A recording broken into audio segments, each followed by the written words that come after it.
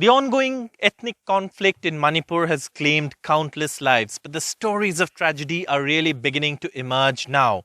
We return with one family to Sero village in Kakching district, and they've come back to their home, or at least what used to be their home, for the first time since it was burnt to the ground, completely destroyed in the ongoing ethnic conflict on the 28th of May. But the old lady who is to live in this house was the wife of a freedom fighter. She could not escape when the fighting broke out. She perished inside her home. Her family says the door was locked from outside as this village came under attack. These are remnants of where they found her body once they came back. The police recovered parts of her burnt body from exactly this spot. But as you can see, the home is completely destroyed. And this is, of course, what remains of the home. On that fateful night, it was burnt. She lost her life, the wife of a freedom fighter. And joining me now are people who witnessed that incident for themselves. Then almost all the family and the people here are running for safety in the other place. She's his daughter-in-law. The grandma said it. You should come after. Go for safety first. The grandma said like that.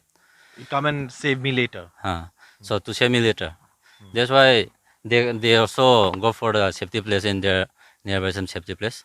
We also there. After I hearing that my grandma is here. We two come. You are her grandson. My grandson, main grandson. I come for her to rescue my grandma. Then they almost attack us from there. It's nearby this. That hill. It's almost 50 or 100 meter. Then they almost also. I haven't also injured with the bullet, yeah. And it almost passed away here. Bullet. Okay. Then the bullet is.